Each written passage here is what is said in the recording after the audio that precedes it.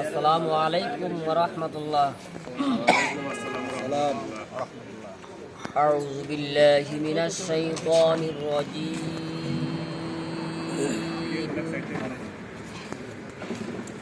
বিসমিল্লাহির রহমানির রহিম।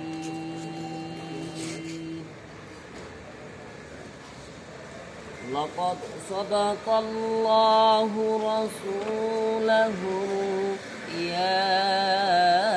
বিল হক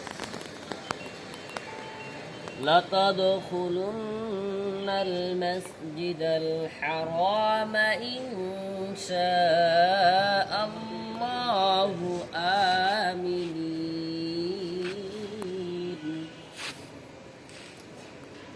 মুহাল্লিকিনা রুউসাকুম ওয়া মুকাশশিরিনা লা তাখাফুন فعلم ما لم تعلموا فجعل من دون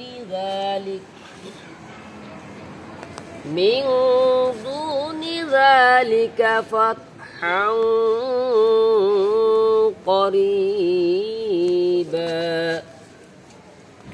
هو الذي أرسل رسوله بالهدى ودين الحق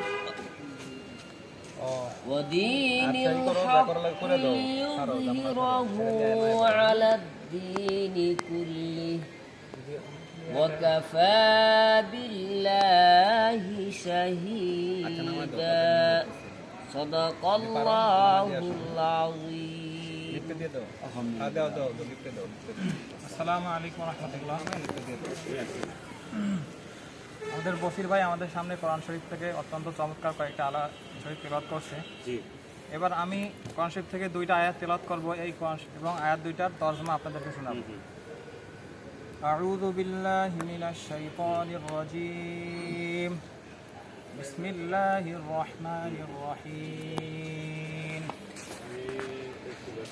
ومن أعرض عن ذكري فإن له معيشة ضنكا ونحشر له يوم القيامة أعمى قال رب لم حشرتني أعمى وقد كنت بصيرا صدق الله العظيم। আলোচনায় আয়াত শরীফ দুইটাতে মহান আল্লাহ তাআলা আমাদের দুনিয়াবী জিন্দেগির যে মূল যে সমস্যাগুলো, এই সমস্যার কারণগুলো বলে দিতেছেন।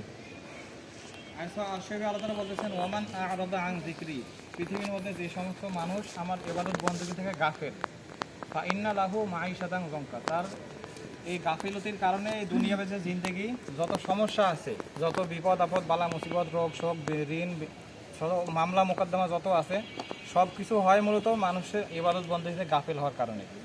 ওয়ামান আ'রাদা আন যিকরি, মানুষ যারা আমাদের আল্লাহর ইবাদত বন্দেগী থেকে গাফিল হয়, ফাইন্না লাহু মাঈশাতান যানকা, তার দুনিয়াবী জিন্দেগির যত সমস্যা আল্লাহ তাআলা এগুলো আরো বাড়ায় দেন। ওয়া নাহশুরু লাহু ইয়াওমাল কিয়ামাতি আ'মা, এবং কিয়ামতের দিন তাকে অন্ধ হিসাবে হাসরের মধ্যে উপস্থিত হবে। নাউযুবিল্লাহ। তো এখানে আয়াত শরীফের মেসেজটা ক্লিয়ার। আমাদের দুনিয়াবী জিন্দেগির যত সমস্যা, এর কারণ একটাই, সেটা হচ্ছে আমরা আল্লাহ তাআলার ইবাদত বন্দেগী থেকে গাফেল। তখন সে আল্লাহ তাআলা কিয়ামতের দিন আল্লাহ তাআলাকে বলবে, হে আল্লাহ পাক, আমি তো দুনিয়ার জিন্দগিতে আমার সব ছিল, আমি সব কিছু দেখতাম, আজকে আমি অন্ধ হলাম কেন?